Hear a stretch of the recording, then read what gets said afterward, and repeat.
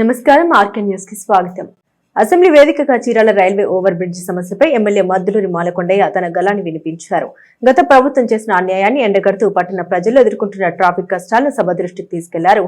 గతంలో చీరాలకు మంజూరైన ఓవర్ బ్రిడ్జిని గుంటూరుకు ఎలా తరలిస్తారని ఆయన ప్రశ్నించారు. అసెంబ్లీ ప్రశ్నోత్తరాల సమయంలో ఎమ్మెల్యే కొండయ్య యాదవ్ మాట్లాడారు. గత ప్రభుత్వం తన నిర్లక్ష్యంతో చీరాలకు దక్కాల్సిన ఆర్ఓబిని గుంటూరుకు తరలించిందని సంచలన ఆరోపణ చేశారు. 2 లక్షలకు పైగా జనాభా ఉన్న చీరాల్లో నిత్యం రైలు గేటు దాటి అటుగా వెళ్లాలంటే ప్రజలు నరకయాతన పడుతున్నారని ఎమ్మెల్యే అన్నారు. అత్యవసర పరిస్థితుల్లో రైల్వే గేటు వేసి ఉందంటే రోగులు అంబులెన్స్లు సైతం గంటల కొద్దీ నిలిచిపోవాల్సి వస్తుందని అన్నారు. కూటమి ప్రభుత్వంలో చీరాలకు మంజూరైన ఆర్ఓబి నిర్మాణంపై ప్రజలకు స్పష్టత ఇవ్వాలని ఎమ్మెల్యే కొండయ్య అసెంబ్లీ సాక్షిగా డిమాండ్ చేశారు. పనులు ఎప్పుడు ప్రారంభమవుతాయి, ఎప్పటికి అవుతాయనే విషయాన్ని స్పష్టంగా తెలియజేయాలని ఆయన డిమాండ్ చేశారు. చీరాల ప్రజల చిరకాల వాంఛ అయిన ఆర్ఓబి నిర్మాణానికి ప్రభుత్వం సానుకూలంగా స్పందిస్తుందని ఎమ్మెల్యే ఆశాభావం వ్యక్తం చేశారు. అసెంబ్లీ వేదికగా మాలకొండయ్య చేసిన ఈ ప్రసంగం ఇప్పుడు నియోజకవర్గంలో చర్చనీయాంశంగా మారింది.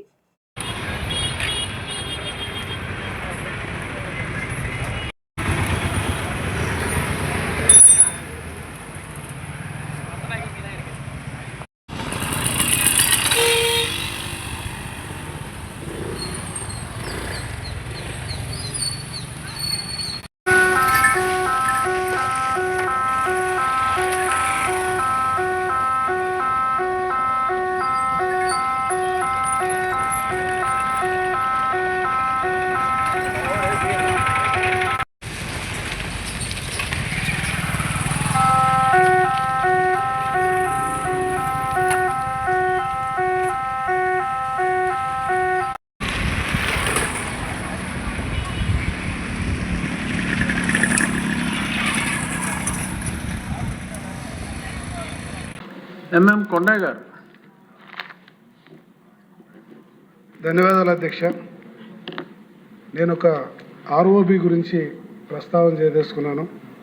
గత 10 సంవత్సరాలుగా కష్టపడి చీరాల్లో ఒక ఫ్లైఓవర్ని అప్పుడున్నటువంటి వాళ్ళు సాధించుకుంటే అది టెండర్ స్టేజ్లో దాన్ని గుంటూరు తీసుకెళ్ళిపోయారు. మళ్ళీ ఇప్పుడు గతశక్తి ప్రోగ్రాం కింద ఒక ఫ్లైఓవర్ శాంక్షన్ అయిందని చెప్తున్నారు. ఒకవేళ ఫ్లైఓవర్ శాంక్షన్ అయినట్టుగా కానీ అయితే ఎప్పుడు ప్రారంభిస్తారనేది మీ ద్వారా మంత్రి గారికి తెలియజేస్తున్నాను. అలాగే అన్ని ప్రాంతాల్లో గేట్లు ఉన్నప్పటికీ కూడాను చీరాల్లో ఎక్కువ మంది ఈ యొక్క రైల్వే లైన్ ద్వారా చాలా యాక్సిడెంట్ల ద్వారా ఎక్కువ మంది చనిపోతున్నారు అన్న విషయాన్ని మీ ద్వారా నేను తెలియజేస్తున్నాను. కాబట్టి ఎప్పుడు ప్రారంభిస్తారు, ఏం జరిగిందన్న విషయాన్ని ఒకసారి మీ ద్వారా మంత్రి గారికి తెలియజేయడం కోసం ఈ యొక్క ప్రశ్న వేస్తున్నాను. చీరాల బోసనగర్ లో వేంచేస్తున్న శ్రీ వీరాంజనేయ స్వామివారి వార్షిక తిరునాళ్ల మహోత్సవాలు అత్యంత వైభవంగా కొనసాగుతున్నాయి. ఉత్సవాల్లో భాగంగా శుక్రవారం స్వామివారికి ప్రత్యేక పూజలు, విశేష అభిషేకాలు శాస్త్రోక్తంగా నిర్వహించారు. బోస్నగర్ లో కొలువై ఉన్న శ్రీ వీరాంజనేయ స్వామి భక్తుల పాలిట కొంగు బంగారమై విరాజిల్లుతున్నారు. గత 11 ఏళ్లుగా స్వామివారి వార్షికోత్సవ తిరునాళ్లు అత్యంత వైభవంగా నిర్వహిస్తున్నారు. బుధవారం స్వామివారి 12వ వార్షిక తిరునాళ్ల మహోత్సవాలు అత్యంత వైభవంగా ప్రారంభమయ్యాయి. ఉత్సవాల భాగంగా శుక్రవారం స్వామివారి స్వర్ణ కిరీట సంప్రోక్షణ కార్యక్రమం అత్యంత వైభవంగా నిర్వహించారు. అనంతరం వివిధ పలు రసాలు, సుగంధ ద్రవ్యాలు, పంచామృతాలతో విశేష అభిషేకాలు నిర్వహించారు. ఈ సందర్భంగా అర్చక స్వాములు తమిరిష వంశీకృష్ణ మాట్లాడుతూ వైకన్నస భగవత్ శాస్త్ర ప్రకారం ఆయా కార్యక్రమాల్ని ఋత్విక్ బృందం శాస్త్రోక్తంగా నిర్వహించారన్నారు. వార్షిక తిరునాళ్ల మహోత్సవాల్లో భాగంగా 5 రోజుల పాటు ప్రత్యేక పూజలు, విశేష అభిషేకాలు నిర్వహించి స్వామివారి నగరోత్సవం నేత్రపర్వంగా సాగుతుందన్నారు. ఆదివారం మహాకుంభాభిషేక మహోత్సవం, అన్నప్రసాద వితరణ కార్యక్రమాలతో ముగుస్తాయన్నారు. భక్తులందరూ ఆయా కార్యక్రమాల్లో పాల్గొని స్వామివారి కృప కటాక్ష వీక్షణ పొందాలని తెలిపారు. ఈ కార్యక్రమంలో ఆలయ కమిటీ సభ్యులు పెద్ద సంఖ్యలో భక్తులు పాల్గొన్నారు.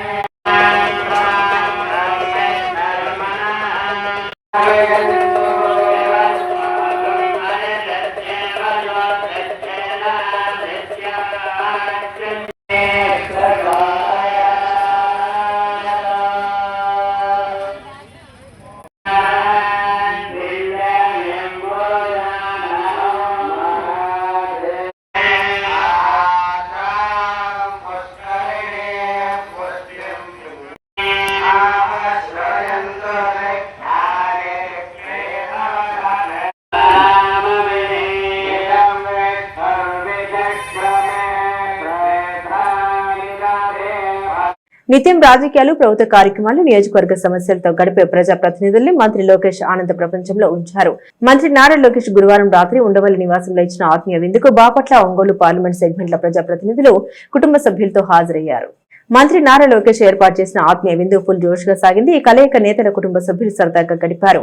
కుటుంబ సభ్యులు, పిల్లలు కలిసిమెలిసి సరదాగా ఎంజాయ్ చేశారు. వివిధ సమస్యలు, అభివృద్ధి పనుల కోసం ప్రజాప్రతినిధులు ఇచ్చిన గ్రీవెన్స్ స్టేటస్ రిపోర్టులను వారికి అందించారు. విందు అనంతరం ఆడపడుచులకు మా ఇంటి గౌరవం అంటూ లోకేష్ మహిళలకు మంగళగిరి పట్టు చీరల్ని అందించారు. ఉండవల్లి నివాసంలో మంత్రి వెల్లుడు నారా లోకేష్ ఏర్పాటు చేసిన బాపట్ల, ఒంగోలు పార్లమెంట్ సెగ్మెంట్ల ప్రజాప్రతినిధుల ఆత్మీయ విందులో పాల్గొనడం సంతోషాన్ని కలిగించిందని చీరాల ఎమ్మెల్యే కొండయ్య అన్నారు.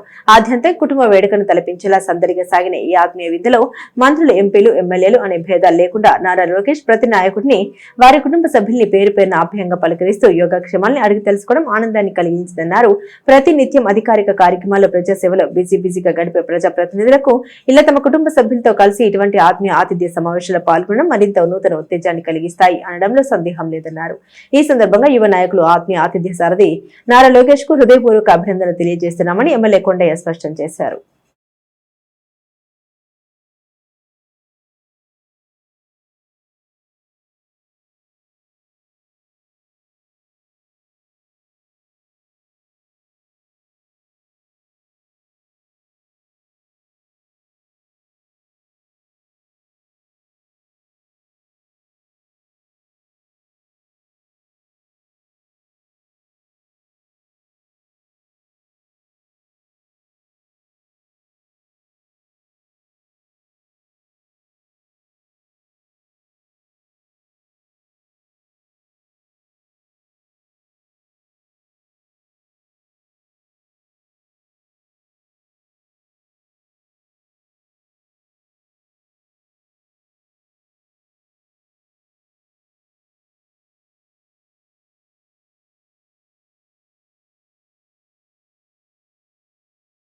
ఆంధ్రప్రదేశ్ రాష్ట్ర ప్రతినిధి బృందం బాపట్ల జిల్లా collector doctor V Vinod Kumar నేతృత్వంలో 4 రోజుల అధ్యయన పర్యటన నిమిత్తం గోవా రాష్ట్రానికి చేరుకుంది. పర్యటనలో భాగంగా గురువారం ప్రతినిధి బృందం మొదటగా రాష్ట్ర గవర్నర్ పూసపాటి అశోక్ గజపతి రాజుని మర్యాదపూర్వకంగా కలుసుకుని ఈ పర్యటన ఉద్దేశం మరియు ఆంధ్రప్రదేశ్ ప్రభుత్వం బాపట్ల తీర ప్రాంత అభివృద్ధి కోసం చేపడుతున్న చర్యల్ని వివరించింది. గౌరవ ముఖ్యమంత్రి నారా చంద్రబాబు నాయుడు దూరదృష్టితో బాపట్ల తీరాన్ని పర్యాటక హబ్ గా అభివృద్ధి చేయాలనే లక్ష్యాన్ని తెలియజేశారు. ఈ సందర్భంగా గోవా గవర్నర్ విలువైన సూచనలు చేస్తూ నాణ్యమైన ఆతిథ్య సదుపాయాలు, పర్యాటకులకు అనుకూలమైన వ్యవస్థలు, కొత్త తరహా పర్యాటక అనుభవాల సృష్టి అత్యంత ముఖ్యమని పేర్కొన్నారు. బాపట్ల జిల్లాలో తీర ప్రాంతానికి పర్యాటక అభివృద్ధికి విస్తృత అవకాశాలు ఉన్నాయని అభిప్రాయపడ్డారు. తదుపరి ప్రతినిధి బృందం గోవా పర్యాటక శాఖ అధికారులతో కలిసి కలంగట్ బీచ్ మరియు భాగ బీచ్లను సందర్శించింది. అక్కడ బీచ్ షాక్ నిర్వాహకులు మరియు అధికారులతో సమావేశమై షాక్ల కేటాయింపు విధానం, నిర్వహణ పద్ధతులు, సీజనల్ కార్యకలాపాలపై వివరాలు తెలుసుకున్నారు. అలాగే గోవా టూరిస్ట్ పోలీస్ స్టేషన్ సందర్శించి పర్యాటక పోలీసుల పాత్ర, భద్రతా చర్యలు, పర్యాటకులకు సురక్షిత వాతావరణం కల్పించేందుకు తీసుకుంటున్న చర్యలపై జిల్లా కలెక్టర్ సిబ్బందితో చర్చించారు. గోవా తీర ప్రాంతంలో రక్షణ మరియు భద్రతా చర్యలు చేపడుతున్న దృష్ట్యా మెరైన్ సంస్థ ప్రతినిధులతో సమావేశమై లైఫ్ గార్డ్ నియామకం, భద్రతా ప్రోటోకాల్ మరియు బాపట్ల తీర ప్రాంతంలో అలాంటి విధానాలను అమలు చేసే అవకాశాలపై చర్చించారు. తదుపరి గోవా తీర ప్రాంత శుభ్రత బాధ్యతలు నిర్వర్తిస్తున్న ఈసీఓ స్టాండ్ ప్రైవేట్ లిమిటెడ్ సంస్థ ప్రతినిధులు బీచ్ శుభ్రత, నిర్వహణ విధానాలు మరియు ఎదురయ్యే సవాళ్లపై వివరించారు. అదేవిధంగా నదీ క్రూజ్లు, బోటింగ్ మరియు ఇతర సముద్ర పర్యాటక కార్యకలాపాలకు అనుమతులు, క్లియరెన్స్లు, ఎన్ఓసీలు జారీ చేసే విధానాలపై తెలుసుకునేందుకు కెప్టెన్ ఆఫ్ పోర్ట్స్ డిపార్ట్మెంట్ అధికారులతో సమావేశమయ్యారు. ఈ అధ్యయన పర్యటన ద్వారా గోవా రాష్ట్రంలో అమల్లో ఉన్న ఉత్తమ పద్ధతుల్ని అధ్యయనం చేసి బాపట్ల తీర ప్రాంత అభివృద్ధికి అనువైన విధానాన్ని రూపొందించనున్నట్లు జిల్లా కలెక్టర్ తెలియజేశారు. Generally about 50, 30, 40, 50, 60 meters, short distance. But your total right now was of your quality.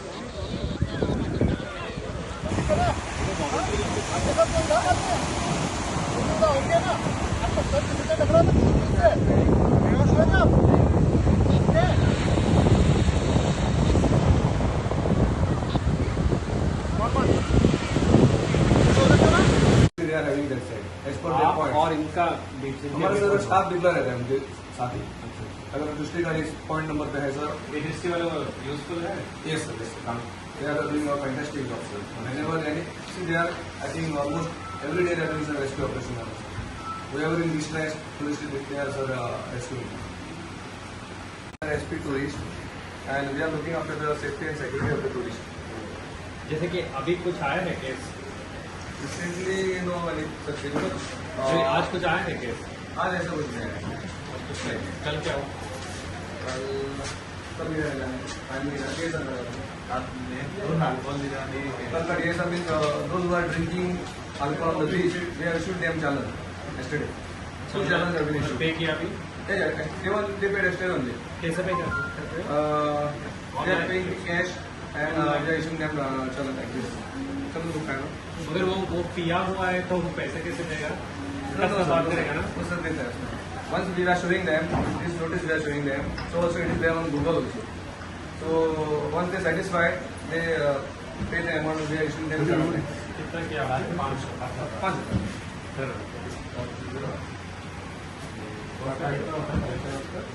Depend है पर एक केस भी होता नहीं है सर टारगेट ऐसा कुछ नहीं है जो कॉमन क्राइम क्या है? यहाँ क्राइम तो वैसा कॉमन पुलिस में तो वैसा ही सर जो न्यूसेंस वैसे drinking alcohol nothing sir suicide nuisance से क्या है? छेड़ दिया, वैसा तो हम तुरंत उनको सर नहीं लेते हैं और स्मोकिंग भी अगर कोई सिगरेट भी देना है तो चलन झगड़ा we are handing over to Kalapur police station ठीक है this is not police station so FIR is being registered at the Kalapur police station so no the unit sir so whenever we notice such things we are handing over it to Colombo police station. Chiralapatnam municipal 23వ వార్డులో ration పంపిణీ సరిగా జరగకపోవడంతో స్థానిక మహిళలు తీవ్ర ఆందోళన వ్యక్తం చేశారు. గత 4 నెలలుగా ప్రభుత్వం అందించే రేషన్ బియ్యం తమకు ఇవ్వడం లేదని వారు ఆరోపించారు. రేషన్ డీలర్ వద్ద బియ్యం నిల్వలు ఉన్నప్పటికీ వాటిని పంపిణీ చేయకుండా కేజీ 10 రూపాయల చొప్పున డబ్బులు ఇస్తామని చెప్పడం పట్ల మహిళలు తీవ్ర అసంతృప్తి వ్యక్తం చేశారు.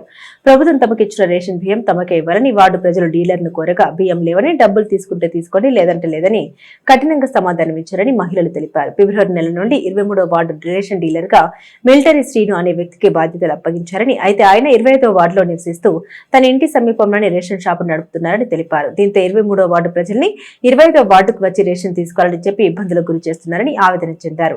తమకు సంబంధించిన రేషన్ షాప్ ను తమ వార్డులోనే ఏర్పాటు చేయాలని ఈ సమస్యపై సంబంధిత అధికారులు తక్షణమే స్పందించి చర్యలు తీసుకోవాలని స్థానిక ప్రజలు డిమాండ్ చేశారు.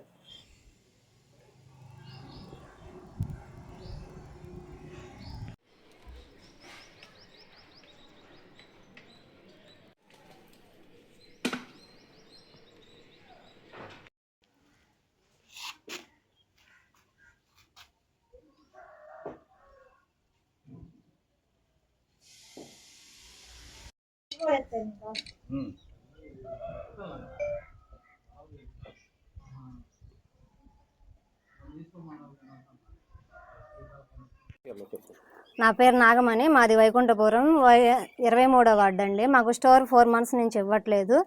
బియ్యం ఇవ్వకపోగా డబ్బులు ఇస్తాను తీసుకోండి అంటున్నారు. డబ్బులు మాకెందుకండి, బియ్యం కావాలి. 1 రేషన్ ఒకే కార్డు, రేషన్ కార్డు ఎక్కడైనా ఈ దేశంలో ఎక్కడైనా తీసుకోవచ్చు అన్నారు.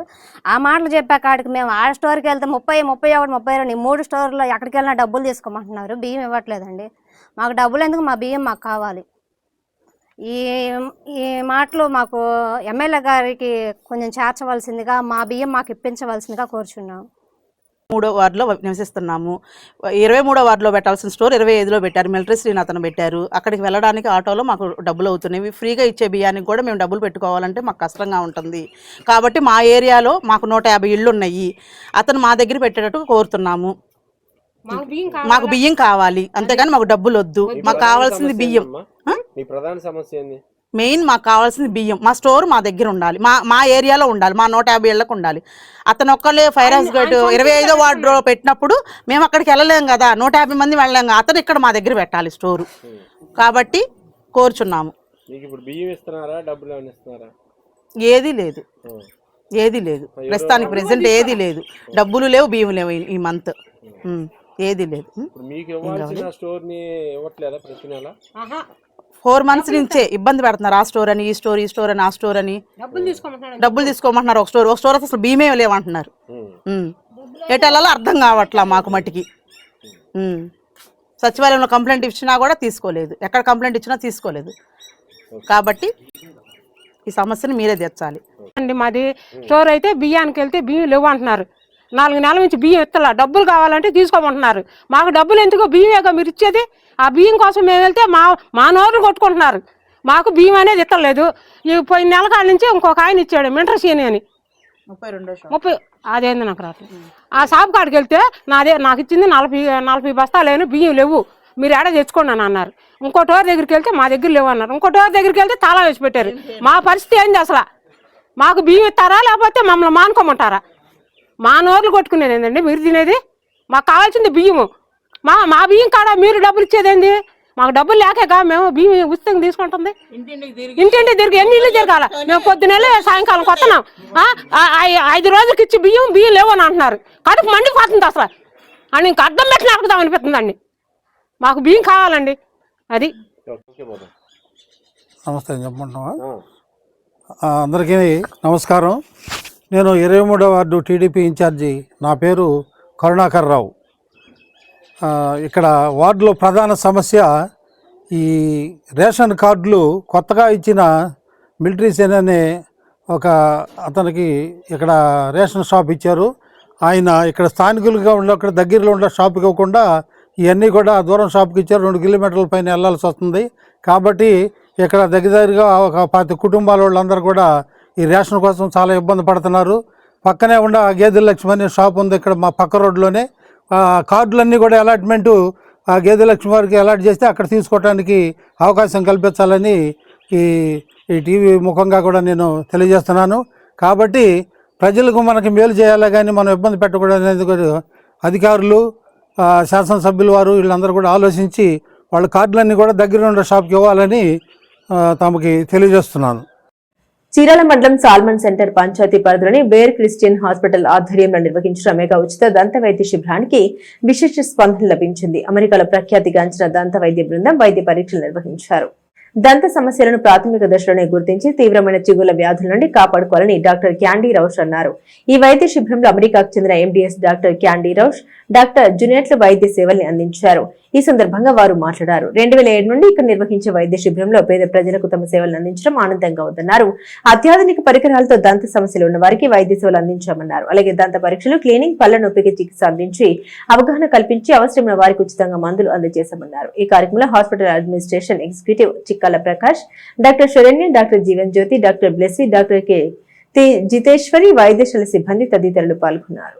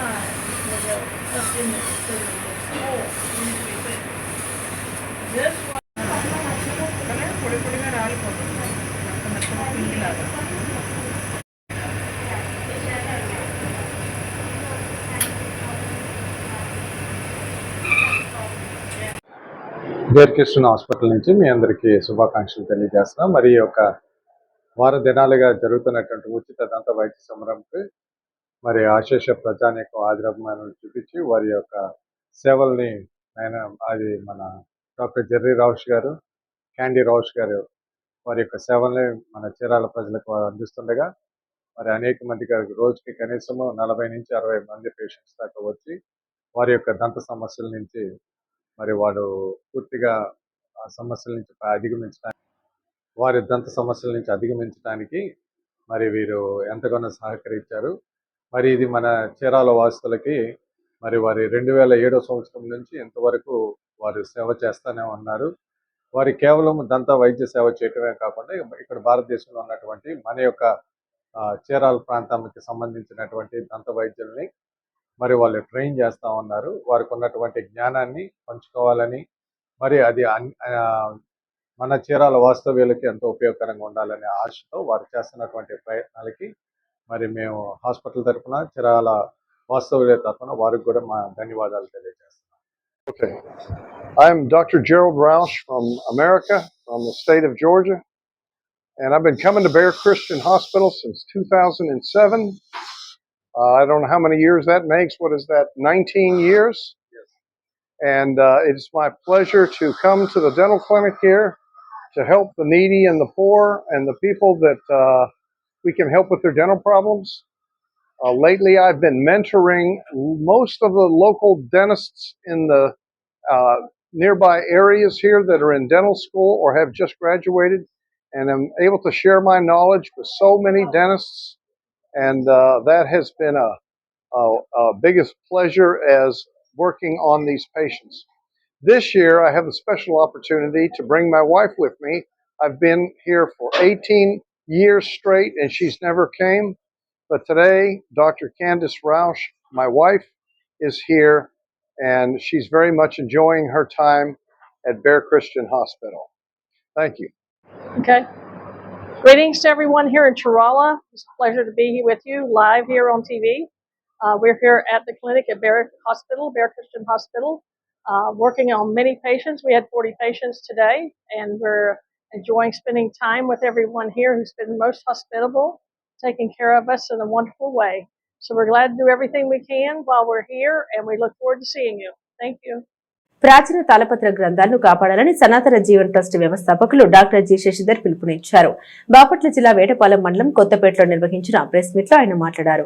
కాలక్రమేణా నశిస్తున్న పురాతన గ్రంథాల్ని శాస్త్రీయ పద్ధతిలో శుభ్రపరిచి ప్రత్యేక విధానాలతో భద్రపరుస్తూ ఆధునిక స్కానర్ ద్వారా డిజిటల్ రూపంలో నిల్వ చేస్తున్నామని తెలిపారు. ఇప్పటి వరకు వేటపాలెం సారస్వత నికేతనం, తిరుపతి, తిరుమల తదితర సంస్థలతో కలిసి లక్షలాది తాళపత్రాలు, పాత రాత ప్రతుల్ని సంరక్షించినట్లు వెల్లడించారు.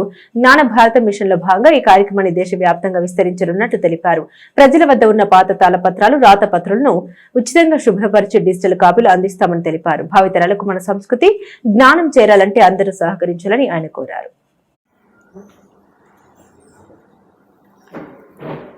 సనాతన జీవన్ ట్రస్ట్ ద్వారా 2020 నుంచి సుమారుగా మన పురాతన తాళపత్ర గ్రంథాలు అంటే పామ్ లీవ్స్ మీద మాన్యువల్గా రాసిన తాళపత్ర గ్రంథాలు పురాతనమైన వాటిని కూడా శుభ్రం చేయటం, అలాగే ప్రిజర్వ్ చేయడానికి కావాల్సిన కొన్ని రకాల ఔషధాలను వాడి ఆ తాళపత్రాలను శుభ్రం చేసి ఇంకొక కొన్ని వందల సంవత్సరాలు నిలబడడానికి కావాల్సినట్టుగా ప్రిజర్వేషన్ అన్నది జరుగుతుంది.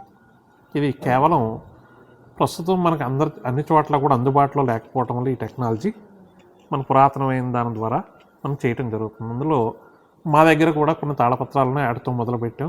తర్వాత వేటపాలెంలో మన పురాతనమైన లైబ్రరీ ఒకటి ఉంది, అంటే గాంధీ గారు కూడా వచ్చిన లైబ్రరీ. అక్కడ కూడా చాలా తాళపత్రాలు శిథిలావస్థ స్థితిలోకి చేరిపోయినాయి. వాటిని అన్నిటిని కూడా చాలా శ్రద్ధగా ప్రత్యేకంగా విడదీసి కొన్ని రకాల ఔషధాలు, కొన్ని రకాల నూనెలు దానికి రాసి అలాగే డిజిటల్ కాపీ రెడీ చేస్తాం. అంటే డిజిటల్ కాపీ యొక్క ప్రధానమైన ఉద్దేశం ఏమిటంటే ఈ తాళపత్రం చదవాలనుకుంటే దాన్ని పట్టుకున్నప్పుడు అది పాడైపోయే అవకాశం ఉంటుంది, మళ్ళీ మనకు తాళపత్రం దొరకదు. అందుకని డిజిటల్ ఫామ్లో దాన్ని ఒక ప్రత్యేకమైన స్కానరు ఇంపోర్ట్ చేసుకుని దానికోసం దాంతో డిజిటల్ కాపీలను రెడీ చేసాం. ఇవన్నీ కూడా డిజిటల్ ఫామ్లో ఉంటే ఎవరైనా సరే దాని మీద శ్రద్ధ ఉండి అంటే ఇష్టం ఉండి దాన్ని చదువుకోవాలనుకున్న వాడికి ఉపయోగపడేలా తయారు చేసాం.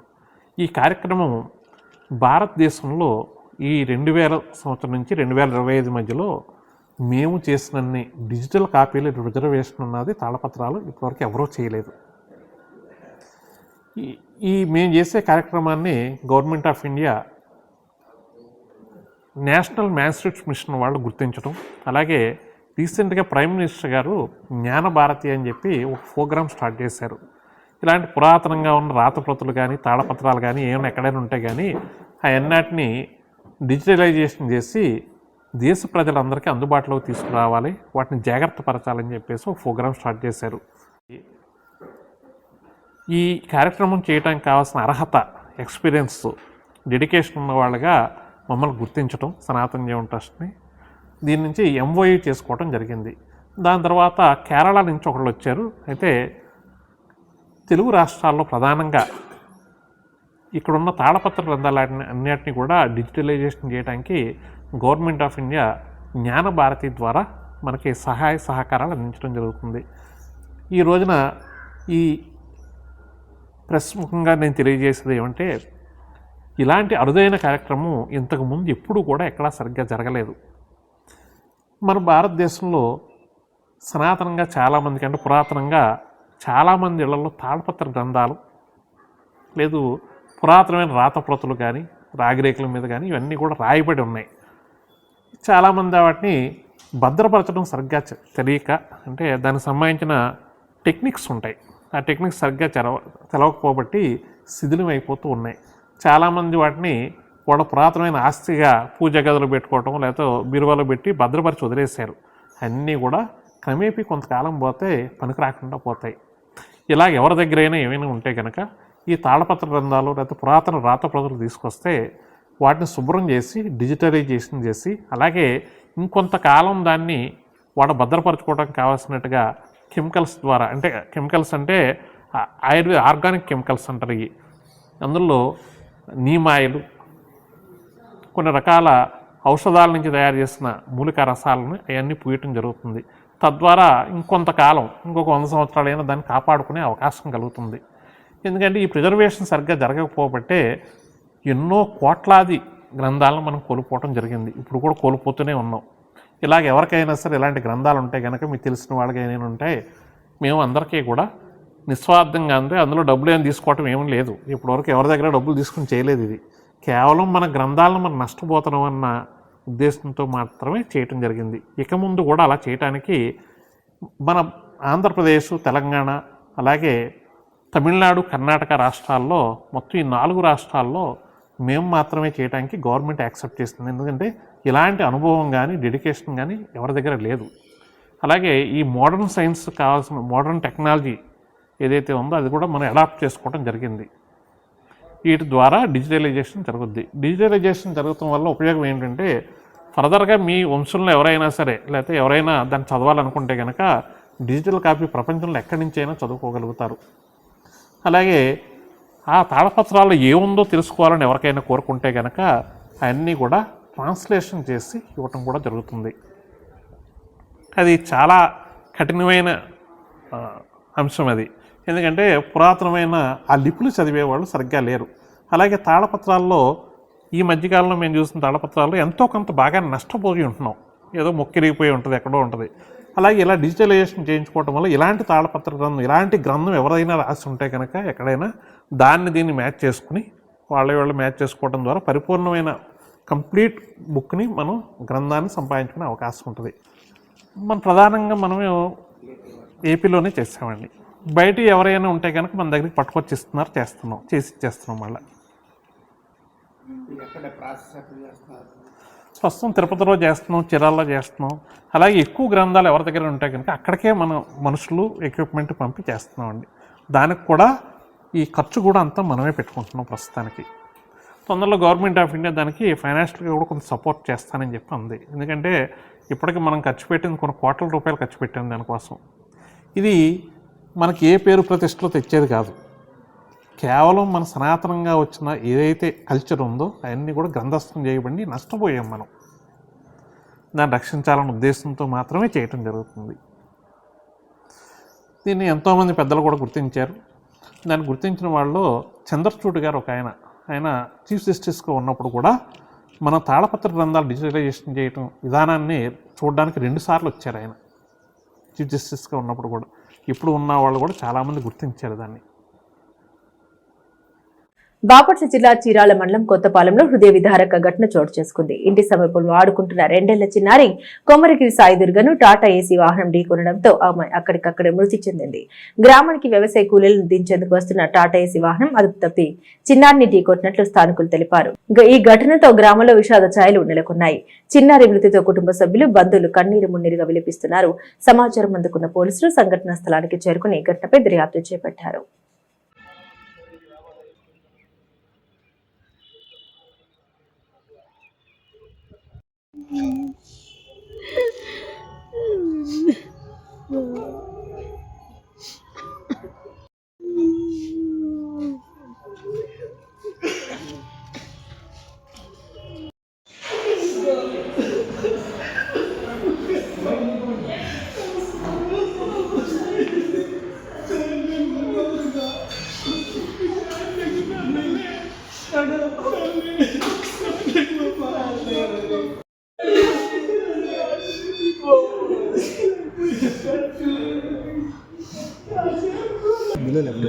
left elbow below.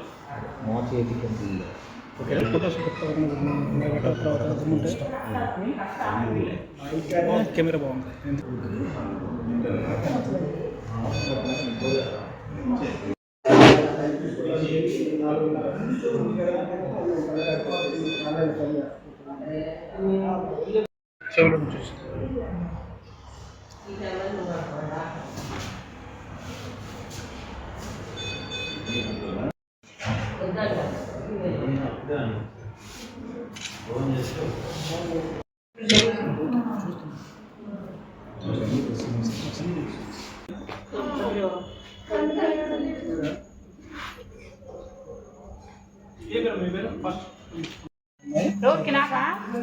అమ్మాయి వేసంటమ్మా నీకు పడిందా? ఉదయలక్ష్మి ఉంది, ఇబ్బంది ఏం లేదు. ఉదయం ఉంది. ఉదయం పేరు